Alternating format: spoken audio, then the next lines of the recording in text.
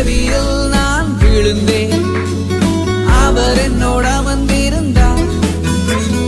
சுட்டெரிக்கும் அக்கினியில் நடந்தேன், பனி துளியாய் என்னை நனைத்தார். அல்லேலூயா. நம்முடைய கர்த்தராகிய இயேசு கிறிஸ்து நாமத்தினாலே உங்களுக்கு அன்பின் வாழ்த்துக்களை தெரிவித்துக் கொள்கிறேன். தேவனுடைய கிருபை சமாதானம் உங்களுக்கு பெருக கடவுது. நாம் அங்கிருந்து அப்படியே எல்லாரும் தலைகளை சாய்த்து நாம் ஜெபிப்போம். நேற்றும் இன்றும் என்றும் மாறாத பரலோகத்தின் தகப்பனே, கர்த்தராகிய இயேசு கிறிஸ்து நாமத்தினாலும் பரிசுத்தாவின் ஐக்கியத்தோடு கூட நன்றி சொல்லி துதிக்கிறோம். இம்மட்டும் காத்த எபினேசரே, இனியும் நீர் காக்க வல்லவராய் இருக்கிறீர். தொடர்ந்து உடைய கிருபையும் உடைய பிரசன்னம் எங்களோடு கொண்டு வழிநடத்தப்பட வேண்டுமா ஜெபிக்கிறோம். இந்த நாளிலும் தேவனுடைய வார்த்தைக்கு நேராக கடந்து வந்திருக்கிறோம். நீர் பேசும் இடைப்படும் கர்த்தருடைய கரம் கூட இருப்பதாக இயேசு கிறிஸ்துவை வேண்டிக் கொள்கிறோம் ஜெபம் நல்ல பிதாவே. அல்லேலூயா. இந்த நாளிலும் ஒரு பாடலை பாடி தேவநாத்தை மகிமைப்படுத்துவோம். கருவினிலே தாயின் கருவினிலே அந்த பாடலை பாடுவோம் எல்லாரும் சேர்ந்து. அங்க வீட்டில் இருந்த வண்ணமாக எல்லாரும் கரங்களை தட்டி பாடலாம். கருவினிலே தாயின் கருவினிலே உருவான நாள் முதலாய் கண்மணி போல காத்து வந்தீரே. என்ன தவம் செய்தேனோ தெரியலையே, என்னில் இவ்வளவாய் அன்பு வைத்தீரே. கருவினிலே தாயின் கருவினிலே உருவான நாள் முதலாய் கண்மணி போல காத்து வந்தீரே. என்ன தவம் செய்தேனோ தெரியலையே, என்னில் இவ்வளவாய் அன்பு வைத்தீரே. ஆராதிப்பேன் நான், ஆராதிப்பேன் நான், ஆயுள் நாளெல்லாம் ஆராதிப்பேன் நான், ஆராதிப்பேன் நான், ஆராதிப்பேன் நான், ஆயுள் நாளெல்லாம் ஆராதிப்பேன் நான். ரட்சித்திரை கிருபையால் காத்திர தயவினால், ரட்சித்திரை கிருபையால் காத்திர தயவினால், மீட்டிரை ரத்தத்தால் தூக்கிரி இரக்கத்தால், மீட்டிரை ரத்தத்தால் தூக்கிரி இரக்கத்தால். அன்பே தெய்வீக அன்பே, அன்பே தெய்வீக அன்பே, உம் அன்பை என் மேல் ஊற்றினீரே. ஆராதிப்பேன் நான், ஆராதிப்பேன் நான், ஆயுள் நாளெல்லாம் ஆராதிப்பேன் நான், ஆராதிப்பேன் நான், ஆராதிப்பேன் நான், ஆயுள் நாளெல்லாம் ஆராதிப்பேன் நான். என் ஆசை நாயகா இனிய மனவாளா, என் ஆசை நாயகா இனிய மனவாளா, எப்போது உம் முகத்தை நேரில் காண்பேனோ, எப்போது உம் முகத்தை நேரில் காண்பேனோ. ஏக்கமே என் எண்ணமே, ஏக்கமே என் எண்ணமே, நித்திய இல்லம் நோக்கி தொடருவே. ஆராதிப்பேன் நான், ஆராதிப்பேன் நான், ஆயுள் நாளெல்லாம் ஆராதிப்பேன் நான், ஆராதிப்பேன் நான், ஆராதிப்பேன் நான், ஆயுள் நாளெல்லாம் ஆராதிப்பேன் நான். குனிந்து தூக்கினீரே பெரியவனாக்கினீரே, குனிந்து தூக்கினீரே பெரியவனாக்கினீரே, அளவே இல்லாமல் ஆசீர்வதித்தீரே, அளவே இல்லாமல் ஆசீர்வதித்தீரே. மறப்பேனோ மறந்து போவேனோ, மறப்பேனோ மறந்து போவேனோ, என்ன சொல்லி பாடிடுவே. ஆராதிப்பேன் நான், ஆராதிப்பேன் நான், ஆயுள் நாளெல்லாம் ஆராதிப்பேன் நான், ஆராதிப்பேன் நான், ஆராதிப்பேன் நான், ஆயுள் நாளெல்லாம் ஆராதிப்பேன் நான். கருவினிலே தாயின் கருவினிலே உருவான நாள் முதலாய் கண்மணி போல காத்து வந்தீரே. என்ன தவம் செய்தேனோ தெரியலையே, என்னில் இவ்வளவாய் அன்பு வைத்தீரே. கருவினிலே தாயின் கருவினிலே உருவான நாள் மணி போல காத்து வந்தீரே. என்ன தவம் செய்தேனோ தெரியலையே, என்னில் இவ்வளவாய் அன்பு வைத்தீரே. ஆராதிப்பேன் நான், ஆராதிப்பேன் நான், ஆயுள் நாளெல்லாம் ஆராதிப்பேன் நான், ஆராதிப்பேன் நான், ஆராதிப்பேன் நான், ஆயுள் நாளெல்லாம் ஆராதிப்பேன் நான். அல்லேலூயா. ஆண்டவராகிய இயேசு கிறிஸ்துநாதர் மகிமைப்படுவதாக. இந்த நாளிலும் எல்லாரும் சுகமா இருப்பீர்கள் நான் விசுவாசிக்கிறேன். கர்த்தர் உங்கள் ஆரோக்கியமாகவும் சுகமாகவும் ஆண்டவராகிய இயேசு கிறிஸ்துவுக்குள் தேவன் வைத்திருக்கிறதற்காக நான் நன்றி சொல்லி துதிக்கிறேன். இந்த நாளிலும் தேவனுடைய வார்த்தைக்கு நேராக நம்ம கிடைச்சல போகிறோம். அருமையான தேவ ஊழியர் ஸ்டீபன் பாஸ்டர் ஐயா அவர் வந்திருக்கிறாங்க. இன்றைக்கு நாம் மத்தியில வந்திருப்பது தேவனுடைய கிருபை. அவரோடு இருந்து தேவன் இப்பொழுது பேசும்படியாக எல்லாரும் மீண்டும் ஒரு விசை கண்களை மூடி ஜெபித்துக் கொள்ளுங்க. கர்த்தர் அவரோடு இருந்து பேச போகிறார். அவரோடு கூட வந்திருக்கிற பரிசுத்த ஆவியானவர் நீங்கள் அங்கிருந்தே கரலை தட்டி வரவேற்பீரார். ஆமென்.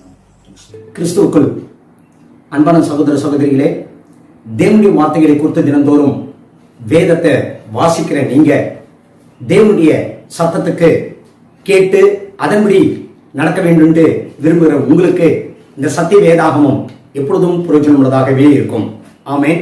இந்த சத்திய வேத வசனம் எப்பவுமே நம்மை நேர்வழியில நடத்தும், நம்முடைய தப்பிதங்களையும் காட்டும், நம்ம நீதியில நடத்தப்படுவதற்கும் இந்த சத்திய வேத வசனம் தான் நமக்கு பிரயோஜனமாக இருக்கும்.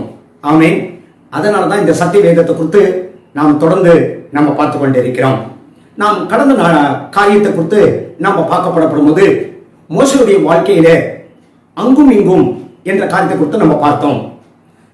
யாத்ராம புஸ்தகம் 2ஆம் அதிகாரம் 12வது வசனத்தை அங்கும் இங்கும் என்ற காரியத்தின் பொருள் என்ன, அதோடைய காரியம் என்ன அப்படின்றத குறித்து நம்ம பார்த்தோம். தேவனுக்கே மகிமையாகட்டும்.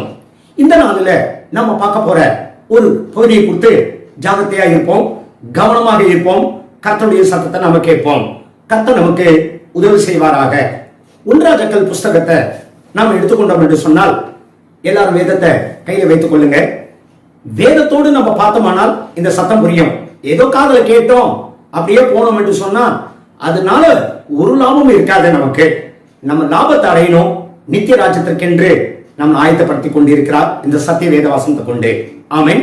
1 ராஜாக்கள் 20ஆம் அதிகாரத்துல 38வது வசனத்தை குறித்து கவனித்து நம்ம பார்ப்போம். 38வது வசனத்துல இருந்து அங்க நம்ம கவனித்து நம்ம பார்க்கப்படும் போது அங்க நடந்திருக்கிற ஒரு சம்பவத்தை குறித்து கவனிப்போம், வாசிப்போம். அப்பொழுது அந்த தீர்க்கதரிசி போய் தன் முகத்தின் மேல் சாம்பலை போட்டு வேஷம் மாறினவனாய் வழியிலே ராஜாவுக்காக காத்திருந்தான். அந்த வேதத்துல சொல்லப்பட்டிருக்கிறது ஒரு தீர்க்கதரிசி வேஷம் மாறி வழியிலே இந்த பக்கம் ராஜா வருவாரே, ராஜா வருவதற்காக அவன் காத்திருந்தான் என்ற வார்த்தை குறித்து நம்ம பார்த்து கொண்டிருக்கிறோம். ஆமென். அந்த தீர்க்கதரிசி ஏன் இப்படி வேஷம் மாறிதான் ராஜாவை பார்க்கணுமா? அப்படியே பார்த்திருக்கலாமே. தான் தீர்க்கதரிசி என்பது ராஜாவுக்கு தெரியக்கூடாது. அதே சமயத்துல ராஜாவின் இடத்துல பேச வேண்டிய ஒரு சம்பவம் இருக்கிறது. அதற்காக தான் அவன் வேஷம் மாறி வந்து அங்கே வழியில காத்து இருக்கிறத குறித்து நம்ம பார்த்து கொண்டிருக்கிறோம். அந்த வழியா ராஜா எப்போ வருவார் போல இருக்குது. அன்னைக்கு இஸ்ரவேலின் ராஜா அந்த பக்கமா வந்தார். வந்த உடனே அவன் சொன்ன வார்த்தை குறித்து கவனமாக கேட்போம். அவன் சொன்னா 39வது வசனத்துல சொல்லப்பட்டிருக்கிற வார்த்தை குறித்து நம்ம கவனிக்கிறோம். யுத்தத்துல ராஜா ஒரு மனுஷன் ஓடி வந்து இன்னொரு மனுஷனை பிடித்துக் கொண்டு என்னிடத்துல இந்த மனுஷனை ஒப்பு கொடுத்து இவனை பத்திரமா பாதுகாத்துக்கோ அப்படின்ட்டு அவசரமாக என் கையில கொடுத்துட்டு போயிட்டான். போகும்போது சும்மா போகல, இவனை விட்டுவிடக் கூடாது. இவன் தொலைந்து போனால் அல்லது அவன் தப்பி போனால் அவனுடைய ஜீவனுக்கு பதிலாக உன் ஜீவன் எடுக்கப்படும், அல்லது ஒரு தாளந்து வெள்ளிய நீ கொடுக்க வேண்டியதா இருக்கும் என்ற வார்த்தையை சொல்லிட்டு அவன் போயிட்டான். நான் அந்த ஆளை கூட வச்சுக்கிட்டேன், அவன் வர வரையும் அவனை பத்திரமா பாதுகாக்கணும் என்று வைத்துக் கொண்டு இருந்தேன். ஆனா எனக்கு அநேக வேலைகள் இருந்துச்சு. அந்த வேலை நேரத்தில் நான் என்ன செய்தேன் அப்படின்னு சொல்லப்பட்ட வார்த்தையை கவனித்து பார்க்கலாம். 40வது வசனத்தை வாசிப்போம். அந்த 1 ராஜாக்கள் 20ஆம் அதிகாரம் 40வது வசனம். ஆனாலும் உமது அடியான் இங்கும் அங்கும் அலுவலா இருக்கும்போது அவன் போய்விட்டான் என்றான். இஸ்ரவேலின் ராஜா அவனை பார்த்து, நீ சொன்ன தீர்ப்பின்படியே ஆகும் என்றான். நல்ல கவனிப்போம். இங்கும் அங்கும், அங்க வேதத்துல சொல்றது ஹியர் அண்ட் தேர், இங்கும் அங்கும் என்ற வார்த்தை கொடுத்து நம்ம பார்க்கிறோம். இங்கும் அங்கும் நான் வேலையா இருந்தேன். எனக்கு ரொம்ப வேலை இருந்துச்சு ராஜாவே. அந்த வேலையில நான் இங்கும் அங்குமா போயிட்டு இருந்தேன். அந்த மாதிரி நேரத்துல என் கையில ஒப்பு கொடுத்த அந்த மனிதன் தப்பி ஓடி போயிட்டான். அப்படி சொன்ன உடனே ராஜா சொல்றாரு, நீ ஃபர்ஸ்ட் சொன்னிய அந்த தீர்ப்பு, அந்த தீர்ப்பின் வழிதான் உனக்கு ஆகும். அவன் ஜீவனுக்கு பதிலாக உன் ஜீவன் எடுக்கப்படும் என்று ஒருத்தன் ஒப்பந்தம் பண்ணிட்டு போனானே, அப்படியே உனக்கு நடக்கும் என்ற வார்த்தையை தீர்ப்பு கொடுத்து விட்டான் இந்த இஸ்ரவேலின் ராஜாவாகிய ஆகாப் ராஜா. தீர்ப்பு கொடுத்ததை கொடுத்து நம்ம பார்த்து கொண்டே இருக்கிறோம். உடனே தீர்க்கதரிசி முகத்தை எல்லாம் மேல இருக்கிற சாம்பல் எல்லாம் கழித்து போட்டுட்டு தான் யார் என்று காண்பித்தான். உடனே ஆகாப் ராஜா, இஸ்ரவேலின் ராஜா, அவனை பார்த்த உடனே கண்டுபிடிச்சிட்டான், இவன் ஒரு தீர்க்கதரிசி அப்படின்னு சொன்னதை குறித்து அங்க நம்ம பார்க்கிறோம். உடனே அவன் சொன்னான் 42வது வசனத்துல, இந்த தீர்க்கதரிசி இப்ப ராஜாவுக்கு என்ன சொல்கிறான் என்றது கவனமாக நம்ம கேட்போம். அப்பொழுது இவன் அவனை நோக்கி, சங்காரத்துக்கு நான் நியமித்த மனுஷனை உன் கையிலிருந்து தப்பி போகும்படி நீ விட்டபடியினால் உன் பிராணன் அவன் பிராணனுக்கு ஈடாகவும் உன் ஜனம் அவன் ஜனத்திற்கு ஈடாகவும் இருக்கும் என்று கர்த்தர் சொல்லுகிறார் என்றான். அங்க வேதத்துல சொல்லப்பட்டிருக்கிறது, ஆமா, உன் கையில ஒரு சத்ருவை ஒப்பு கொடுத்தாரே, அவனை நீ விட்டுட்ட ராஜா. கையில கொடுத்திருந்தோம், அவனை நீ விட்டுட்ட. அதனால உன்னுடைய பிராணனுக்கு பதிலாக அவனுடைய பிராணன், அவன் உன்னுடைய பிராணனுக்கு பதிலாக வேதத்துல சொல்லப்பட்டிருக்கிற வார்த்தை கொடுத்து நம்ம பார்க்கிறோம். உண்மையிலே அந்த வார்த்தை சொல்லப்படப்படும் போது என்ன பார்த்து அந்த வார்த்தையை சொல்லும் போது ஆமாண்டு ஒத்துக்கிட்டீங்களே, உன் பிராணனுக்கு பதிலாக அவன் பிராணன் போகும், அல்லது அவன் பிராணனை விட்டுட்டான்னா உன் பிராணன் போகும்னு சொல்லி என்ன சொன்னீங்கல்ல தீர்ப்பு, அதேபடிதான் உங்ககிட்ட நானும் கேட்கிறேன். கர்த்தர் சொல்றாரு, ஒரு சத்ருவை கையில கொடுத்து இருந்தும் அவனை நீ விட்டுட்டியே, அவனை விட்டது நிமித்தமாக இன்றைக்கு அவனுக்கு பதிலாக உன் ஜீவன் போக போகிறது. அவனுடைய ஜனங்களுக்கு பதிலாக உன்னுடைய ஜனங்கள் அவன் வேதனைப்பட போகிறார்கள் என்று அந்த தீர்க்கதரிசி சொல்லிட்டு போயிட்டான். இவன் சலித்து போனவனாய் தன் வீட்டுக்கு போனான். அந்த ஆகாப் ராஜா கீழே வசனம் சொல்லப்பட்டது, சலித்து போனவனாக வீட்டுக்கு போனான் என்ற வார்த்தை கொடுத்து பார்க்கிறோம். சம்பவத்தை குறித்து உங்கள் முன்னாடி வச்சுட்டேன். இந்த வசனத்தை குறித்து கொஞ்சம் நல்லா கவனமாக கேட்போம். இஸ்ரவேலி நாட்டின் ராஜா சீரியா நாட்டின் ராஜாவை, பெனதாத் என்று சொல்லப்படுகிற சீரியா நாட்டின் ராஜாவை கையில கர்த்தர் கொடுத்திருந்தும் விட்டு விட்டான். விட்டு விட்டது நிமித்தமாக இந்த தீர்க்கதரிசி இப்படியாக இவனுக்கு பாடத்தை உணர்த்துறதை குறித்து நம்ம பார்க்கிறோம். ஆமென். கையில கொடுத்திருந்த சத்துருகளை ஏன் விட்டு விட்டான்? எப்படி விட்டான்?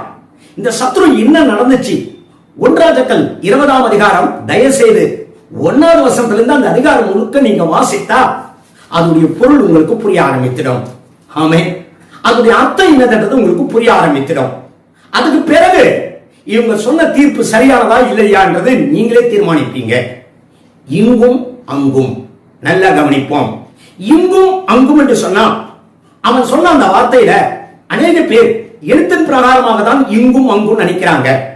அவன் ஒரு உதாரணம் தான் அந்த வார்த்தையை சொன்னான் அப்படின்னு தான் எல்லாரும் நினைக்கிறாங்க. அது இங்கும் எங்கும் என்ற வார்த்தை அப்படி அர்த்தம் கிடையாது. தேவனுக்கே மன்னிதாகட்டும், இன்னைக்கு இஸ்ரவேலின் நாட்டு ராஜாவுக்கு விரோதமாக தான் இந்த பெனதாத் என்று சொல்லப்படுகிற சீரியாவின் ராஜா எழும்பி வந்தான். எழும்பி வந்து சொன்னான், உன் நாட்டில் இருக்கிற அத்தனை பொருட்களையும், உங்க நாட்டுல உன் வீட்டுல உன் அரமனையில இருக்கிற அத்தனை பொருட்கள் நாங்க எடுத்து போறோம், நீ சும்மா இருக்கணும் என்று சொன்னான். எப்படி இருக்கும் பாருங்க. உன் கண்ணுக்கு பிரியமான பொருட்கள் எல்லாம் நாங்க எடுத்து போயிடுவோம், நீ அமைதியா இருக்கணும் அப்படின்னு சொன்னான். உடனே இஸ்ரவேலின் ராஜாவுக்கு ஒண்ணும் செய்ய புரியல. இதெல்லாம் சரியில்லை. முன்னாடி நீங்க வரி பணத்தை கேட்டீங்க, கொடுத்துட்டோம்.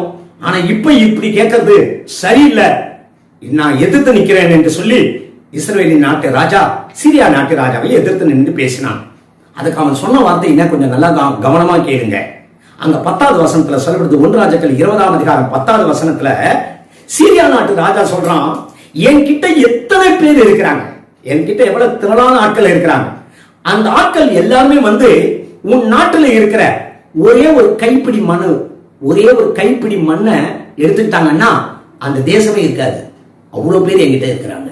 எப்படி சொன்னா பாருங்களேன், ஒரு கைப்பிடி மண்ணை நாங்க எல்லாம் எடுத்துக்கிட்டோம்னா உன்னுடைய சமரியா நாடே இருக்காது என்ற வார்த்தையை இஸ்ரவேல் நாட்டு ராஜாவை பார்த்து இப்படியா மிரட்டினான்.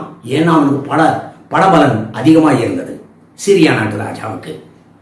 இந்த மாதிரி ஒரு தவிப்பான நேரத்துல அவ்வளோ படைகள் வைத்துக் கொண்டிருக்கிற அந்த சிரியா நாட்டு ராஜா அவன் மாத்திரம் இல்லாமல் 32 ராஜாக்களை கூட சேர்த்துக்கொண்டு அவன் மிரட்டி கொண்டிருக்கிறான் இந்த சிரியா ராஜா. அந்த மாதிரி நேரத்துல கர்த்தர் ஒரு தீர்க்கதரிசி அனுப்பி ஒரு வார்த்தை சொன்னார். நல்ல கவனமா கேட்போம். 13வது வசனத்தை வாசிப்போம். 1 ராஜாக்கள் 20ஆம் அதிகாரம் 13வது வசனம். அப்பொழுது ஒரு தீர்க்கதரிசி இஸ்ரவேலின் ராஜாவாகிய ஆகாபினிடத்தில் வந்து, அந்த ஏராளமான ஜனக்கூட்டத்தை எல்லாம் கண்டாயா? இதோ நானே கர்த்தர் என்று நீ அறியும்படி இன்றைக்கு அதை உன் கையில் ஒப்பு கொடுப்பேன் என்று கர்த்தர் சொல்லுகிறார் என்றான். அந்த ஆகாப் ராஜாவை பார்த்து கர்த்தர் சொன்னார், பயப்படாத, நான் தான் கர்த்தர், இந்த உலகத்தை உண்டாக்கின நான் தான் கர்த்தர் என்றது நீ அறியும்படிக்கு நீ அறியணும். ஆகாப் ராஜாவே, இஸ்ரவேல் நாட்டு ராஜாவே, நீ அறியணும்.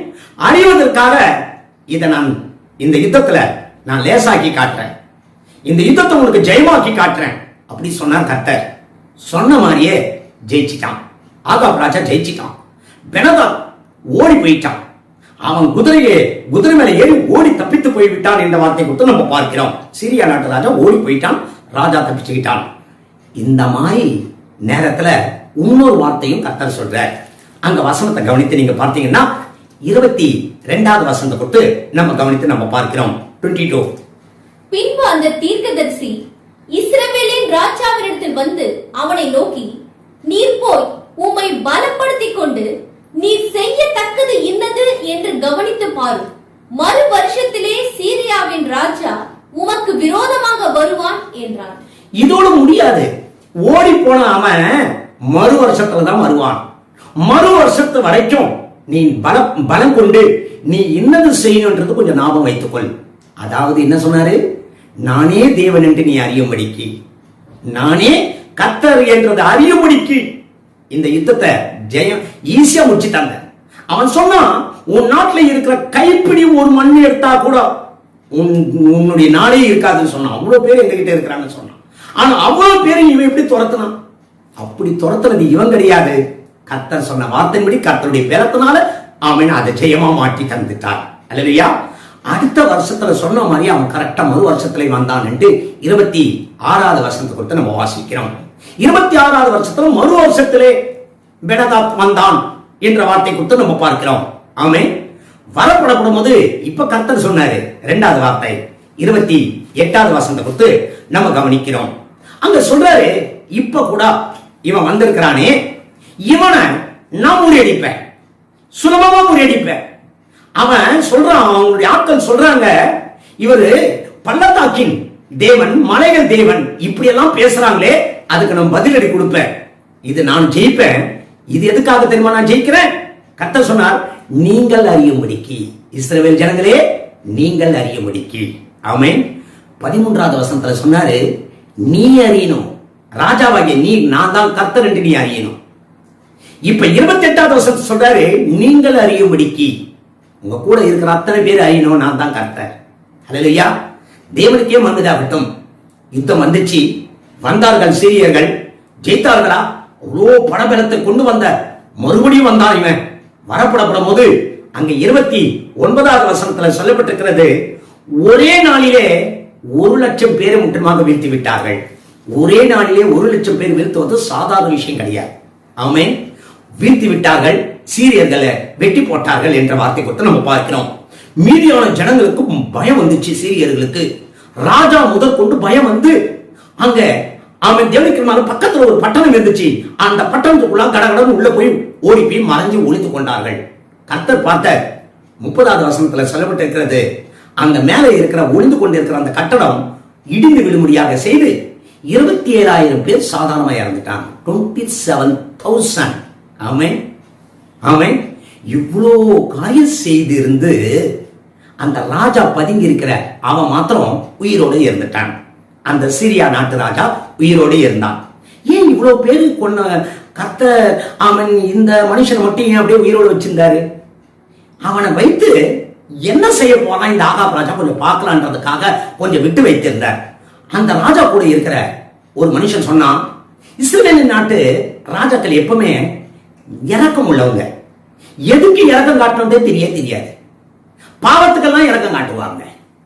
அவங்களுக்கு குணமே இரக்க குணம். அதனால கொஞ்சம் நான் பேசி பார்க்கிறேன், உங்களை உயிரோடு வைக்கலாமா என்று அப்படின்ட்டு அந்த ராஜாவுடைய கூட இருக்கிற ஒரு மனுஷன் போய் இஸ்ரவேல் நாட்டு ராஜா கிட்ட கூட பேசுறான். ராஜாவே, பெனதாத்து சொல்றான், உங்ககிட்ட வேண்டுதல் செய்யறான், நான் உங்களோட அவனை ஐக்கியம் வச்சுக்கிறோம் அல்லது சமாதானமா இருக்கலாம் அப்படின்னு பேசுறான். அவன் உயிரோடு இருக்கிறானா? அவன் என் சகோதரன் அல்லவா என்று 32வது வசனத்துல அறிக்கை பண்ணுகிறான். நல்லா கவனிப்போம். இதுதான் சம்பவம். இந்த சம்பவத்தை குறித்து தெளிவா நம்ம கவனித்து நம்ம பார்த்திருக்கிறோம். வசனம் சொல்லப்பட்ட வார்த்தையை குறித்து கவனமாக இருப்போம். 32வது வசனத்துல என் சகோதரன் என்று வார்த்தை சொன்னான். யாரை பார்த்து? சீரியா நாட்டு ராஜாவை பார்த்து ஆகாப் ராஜா இஸ்ரவேல் நாட்டு ராஜா சொன்னான். சத்ருவை பார்த்து என் சகோதரன். அதாவது எப்படி இருக்குதுன்னா, பாவம் என்னுடைய சகோதரன். நான் இதெல்லாம் பண்ணல, முன்னாடி நான் இந்த பாவத்தெல்லாம் பண்ணல, இதெல்லாம் என் ஃப்ரெண்டு, என் சிநேகிதன், என்னுடைய சகோதரன், என் கூட பிறந்தது. இப்படிப்பட்ட வார்த்தையை சொல்லலாமா? சத்ரு என்றது அங்க பாவத்தை குறித்து நம்ம பார்த்து கொண்டிருக்கிறோம். விடுதலை தந்தது கர்த்தர், ஆனா சிநேகம் வைக்கிறது சத்ருவோட. ஆமென். இங்கும் அங்கும். சில பேர் சொல்லுவாங்க தெரியுங்களா, சில மிருகத்துக்கு அந்த மாதிரி குணம் இருக்கும். ஒரு இடத்துல கொடுத்தது சாப்பிடாது, இங்கேயும் சாப்பிடும், இங்கேயும் வாய் வைக்கும், அங்கேயும் வாய் வைக்கும்னு சொல்லுவாங்க. ஆமென். இங்கேயும் வாய் வைக்கும், அங்கேயும் வாய் வைக்கும், ஒரு இடத்துல வாய் வச்சுன்னு இருக்காது. ஆமென். கர்த்தருடைய சத்தத்தை கேட்டு கர்த்தரும் வேணுமா? கர்த்தாவே, அவனுக்கு ஏராளமான பழை இருந்தது, எனக்கு ஒன்றும் செய்ய தெரியல அப்படின்னு சொல்லப்படும் போது கர்த்தர் வேணுமா? ஆனா அந்த சத்துருவை சிநேகத்தை வச்சு கொள்ளுவான். எப்படி இருக்குல்ல, வேடிக்கையா இருக்குல்ல. இன்னைக்கு எத்தனை பேர் அந்த மாதிரி இருக்கிறீங்க? இங்கும் அங்கும். இதனுடைய அர்த்தம் வெறும் இந்த இடம் அந்த இடம் அப்படி கிடையாது. இங்கும் அங்கும், கர்த்தரோடும் பாவத்தோடும், இங்கும் அங்கும். இங்கும் அங்கும் சிநேகம் வைத்துக் கொண்டிருக்கிறவர்கள் எத்தனை பேர்? கர்த்தர் வேணும், பாவத்தை விட முடியாது, என்னால பாவத்தை விட முடியாது. இங்கே இருப்ப அதோடு சிநேகம் வைப்பேன். இப்ப விளங்கி இருக்கும்னு நினைக்கிறேன் உங்களுக்கு. ஆமே, உங்களுக்கு விளங்கி இருக்கும் அந்த வசனத்தை. இப்ப ஆகாப் ராஜாவை என்ன செய்யணும்னு நீங்களே சொல்லுங்க. அந்த வேதத்துல அந்த தீர்க்கதரிசி எவ்வளவு கோபத்தோட வந்து இந்த வார்த்தையை சொல்றான் தெரியுமா? இங்கும் அங்கும். நான் அலுவலாக வேலையாய் இருக்கப்படும் போது தப்பித்து விட்டான் அப்படின்றது இங்கும் என்கின்ற வார்த்தை வந்து வெறும் வார்த்தை கிடையாது. அது இங்கும் அங்கும். நீதான் ராஜா, அப்படிதான் இருக்கிற. இங்கும் அங்கும் ரெண்டு இடத்துல இருக்கிற. பரிசுத்தனுடைய உதவி தேவையா இருக்குது உனக்கு. தேவையான போதெல்லாம் கர்த்தர ஆமென் தொட்டுக்கிற ஊர்கா மாதிரி ஆமென் எனக்கு வேணும், அவர் டேஸ்டுக்கு வேணும். அதே சமயத்துல பாவத்தை விட மாட்டேன். அந்த பெனதாத்தோடு அவன் உடன்படிக்கை செய்து கொண்டான் என்ற வார்த்தை கொடுத்து நம்ம வாசிக்கிறோம். உடன்படிக்கை செய்து கொண்டு அனுப்பிவிட்டான், உயிரோடு அனுப்பிவிட்டான். இவ்வளவு வேதனையானது இல்ல? நீங்க எத்தனை பேர் அது மாதிரி இருக்கீங்க? நம்ம வாழ்க்கையில கர்த்தர் என்ன சொல்றாரு? இங்கும் அங்குமா? கர்த்தர் வேணும், பாவம் வேணுமா? இங்கும் அங்குமா? ஆமே, இங்கும் அங்கும் உள்ள வாழ்க்கை உள்ளவர்கள் எத்தனை பேர் கொஞ்சம் பாருங்க. எத்தனை பேர் இருக்கிறாங்க? கலாத்தியர் புஸ்தகத்தில் அப்போஸ்தலனாகிய பவுல் சொல்றாரு, கொஞ்சம் நல்லா கவனிப்போம். கலாத்தியர் 2ஆம் அதிகாரம் 17வது வசனம். கலாத்தியர் 2:17. கலாத்தியர் 2:17வது வசனத்துல சொல்றாரு, கிறிஸ்துவுக்குள் நீதிமான்கள் ஆக்கப்படும்படி நாடுகிற நாமும் பாவிகளாக காணப்படுவோமானால் கிறிஸ்து பாவத்திற்கு காரணரோ அல்லவே. எப்படி சொல்றாரு பாருங்களேன். நீ கிறிஸ்துக்குள்ளாக வந்தது பாவத்தோட ஐக்கியம் வைத்துக் கொள்வதற்காக இல்ல. பாவத்தை விட்டு பாவத்துக்கு மறித்து நீதிக்கென்று வந்திருக்கிற நீதிமானாக கர்த்தர் மாற்றி வைத்திருக்கிறார். நீதியில வளர்வ நீ, நீதியில பூர்ணமாக நீயும் நானும் நீதியில வளர வேண்டிய நீ நீதிமான பேர் எடுத்திருக்கிற. இயேசு ரத்தத்தினால் கழுவப்பட்டு இன்னைக்கு பிறகு அவன் பாவத்தை செய்து கொண்டே இருந்தோமானால் பார்க்கிறவங்க என்ன பண்ண நினைப்பாங்க? இவன் நீதிமானா, இவன் பாவியா? இன்னைக்கு கலாத்தியர் 2:17 படி இன்னைக்கு இஸ்ரவேலின் நாட்டு ராஜா ஆகாப் போல இங்கும் அங்கும் இங்கும் அங்கும் ஐக்கியம் வைத்துக் கொள்கிறவர்கள். இங்கும் அங்கும். ஆமென். எத்தனை பேர் இங்கும் அங்குமாக இருக்கிறவர்கள்? இங்கும் அங்குமாக இருக்கிறவர்களுக்கு என்ன பதில் சொல்றது? நீங்களே சொல்லுங்க. ஆமென். நீங்களே சொல்லுங்க. முன்னாடி நான் பாவத்தை செய்தேன், இதே கையில பாவத்தை செய்தேன். இன்னைக்கு பரிசுத்த வேதாகமத்தை எடுக்க முடியாது கர்த்தர் செய்தார். இது பேர் பரிசுத்த வேதாகமம். இந்த சத்திய வார்த்தைகள் எடுக்க முடியாது கர்த்தர் செய்தார். இது மேல நான் வெறுப்பா இருந்தேன், இதை எனக்கு கண்டாலே எனக்கு பிடிக்காது. ஆனா இன்னைக்கு இதை தூக்க முடியாது செய்தார். இதை தூக்குற நேரம் சில டைம்ல ஆபத்து வரும்போது இது எனக்கு வேணும். நான் சந்தோஷமா இருக்கிற நாட்களை பாவத்தையும் மறுபடியும் தூக்குவேன். அப்படின்னா எப்படி இருக்கும்? சிந்திச்சு பாருங்களேன். ஆகாப் ராஜாவுக்கு அதனால்தான் அந்த தீர்க்கதரிசி இந்த வார்த்தையை சொல்லி இருக்கிறான். இங்கும் அங்கும் ஒரு இடம் கிடையாது. இங்கும் அங்கும் சுத்துற வேலையை பத்தி சொல்லலங்க. நீ இங்கும் அங்குமாக இருக்கிற, ரெண்டு இடத்துல இருக்கிற, நீ ரெண்டு இடத்துல வாய் வைக்கிற. ஆமென். பரிசுத்தம் உனக்கு வேணும். ஆபத்து நேரத்தில் பரிசுத்தம் உனக்கு வேணும். ஜெபம் பண்ணுங்க. சில பேர் சொல்லுவாங்க ஜெபம் பண்ணுங்க, ஜெபம் பண்ணுங்க, எனக்காக ஜெபம் பண்ணுங்க, எனக்காக ஆமென் ஹெல்ப் பண்ணுங்க. கர்த்தர் அதுக்கு தானே இருக்கிறாரு. ஹெல்ப் பண்ணா என்ன பண்ணுவேன்? நீ உதவி செய்தா என்ன பண்ணுவேன்? அடுத்தது என்ன செய்வேன்? என்ன செய்ய போற? சிந்திச்சு பாருங்களேன். அடுத்தது என்ன செய்ய போறாங்க? இந்த பிரச்சனை எனக்கு விடுதலை என்ன செய்ய போற? மறுபடியும் பாவத்துக்குள்ளாக சந்தோஷமா இருக்கிறதுக்காகவா? ஆமென். சிந்திச்சு பாருங்களேன். நீங்க எத்தனை பேர் இங்கும் அங்கும் இங்கும் அங்கும் இருக்கிறவர்கள்? இந்த இங்கும் அங்கும் இருக்கிற ஆட்களை குறித்து மிகவும் எச்சரிக்கையா இருங்க. இங்கும் அங்கும் இருக்கிறவன் வேதத்துல சொன்னாரு. இன்னொரு மனிதனை குறித்து சொல்லிட்டு ஆமென். தொடர்ந்து இந்த காரியங்களை குறித்து நம்ம பார்க்கலாம். தேவன் நமக்கு உதவி செய்வாராக. 1 சாமுவேல் புத்தகம் 15ஆம் அதிகாரத்தை குறித்து நம்ம பார்க்கிறோம். 15ஆம் அதிகாரத்துல அமலேக்கியரை போய் வெட்டிட்டு வா அப்படின்னு சவுல அனுப்பினார் கர்த்தர். அங்க வசனம் சொல்லப்படுது. 15ஆம் அதிகாரம் 8-9 வசனத்தை கொஞ்சம் கவனித்து பாருங்க. அமலேக்கியரின் ராஜாவாகிய ஆகாகை உயிரோடே பிடித்தான். ஜனங்கள் யாவரையும் பட்டய கருக்கினாலே சங்காரம் பண்ணினான்.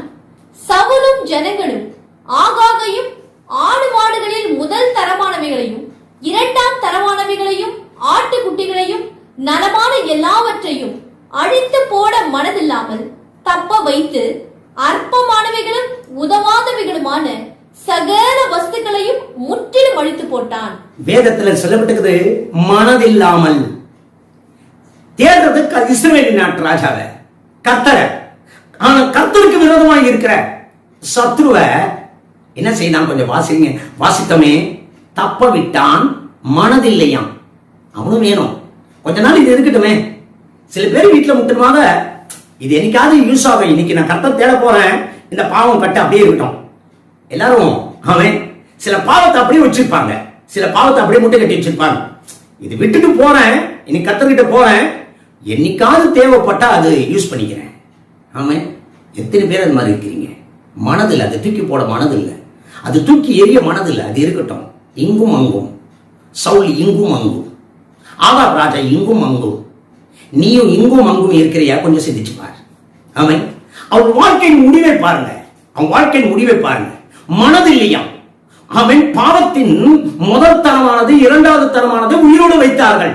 அந்த நாட்டு ராஜாவை, அவன் ஆகாத் ராஜாவை உயிரோடு வைத்தான். வெற்றத்துக்கு மனதில்லையா? சாமுவேலுக்கு கேட்கிறான், என்னப்பா இப்படி பண்ணிட்ட? தேவன் என்ன சொன்னார் உனக்கு? சத்ருவாகிய பாவத்தை வெட்டணும் இல்லையா அப்படின்னு சொல்லப்படப்படும் போது அவன் என்ன சொன்னான் பாருங்க. 20வது வசனத்தை கொஞ்சம் கவனிப்போம். 1 சாமுவேல் 15ஆம் அதிகாரம் 20வது வசனம். 20வது வசனம். சவுல் சாமுவேலை நோக்கி, நான் கர்த்தருடைய சொல்லை கேட்டு கர்த்தர் என்னை அனுப்பின வழியாய் போய் அமலேக்கின் ராஜாவாகிய ஆகாகை கொண்டு வந்து அமலேக்கியரை சங்காரம் பண்ணினேன். எப்படி இருக்கு பாருங்களேன்.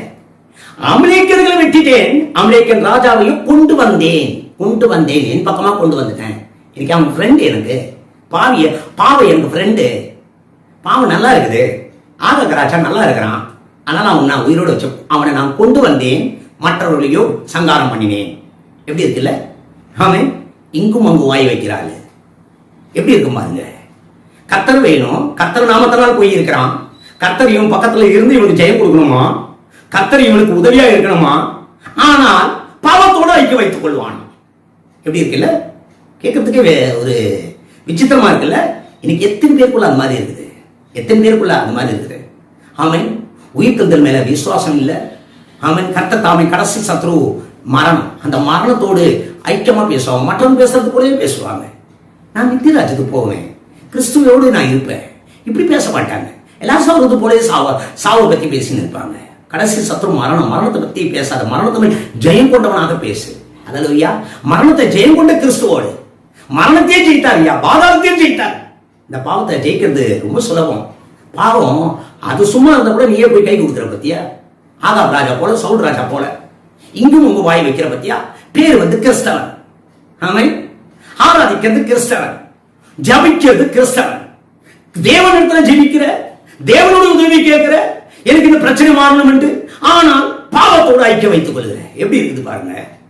இங்கும் உங்க வாய் வைக்கிறவர்கள் என்ன செய்யணும்?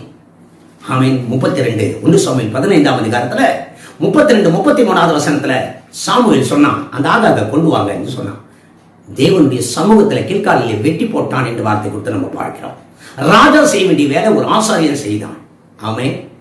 தேவ கிருபையால இந்த வசனத்தை கேட்டுக்கொண்டு இருக்கிற நீங்களும் நானும் இங்கும் அங்கு வாய் வைக்கிறவர்களாக இருக்காதீங்க. இங்கும் அங்கும், ஆமென். இங்கும் அங்கும், இங்கும் எங்கும் வார்த்தை ஹியர் அண்ட் தேர், இங்க இந்த இடத்துல அந்த இடத்துல கிடையாது. ஆமென். தேவனிடத்திலையும் பிசாசின் இடத்திலையும் ஐக்கியம் வைத்துக் கொண்டவர்களாக இருக்காதீங்க. இங்கும் அங்கும் என்ற வார்த்தை கொடுத்து நம்ம பார்க்கிறோம். இன்னைக்கு தேவனுடைய பிரதான கிருபையால மோசே சொன்ன வார்த்தை, என்னை பயன்படுத்துங்க, பயன்படுத்தப்படுவதற்கு நான் தேவனுக்கு தான் பயன்பட போறேன். அதற்கு அங்கும் இங்கும் ஆட்கள் யாரும் இல்லைன்னா நான் பயன்படுவேன். நான் இஸ்ரவேல் ஜனங்களுக்கு உதவியா இருப்பேன், எபிரேயருக்கு உதவியா இருப்பேன். அதுக்கு பேரு அங்கும் இங்கும் என்று வார்த்தை பார்த்தோம். இல்ல, பயன்படுவதற்கு தேவனை பாரு என்று கடந்த நாட்களில் பார்த்தோம். அங்கும் இங்கும், யாத்ராகமம் 2:12, அங்கும் இங்கும். அவன் தேவனுக்கு தேவன் பயன்படுத்துவதற்கு உன் பலன் இல்ல, தேவ பலனே உனக்குள்ள வெளிப்படும். அது பேர் அங்கும் இங்கும்.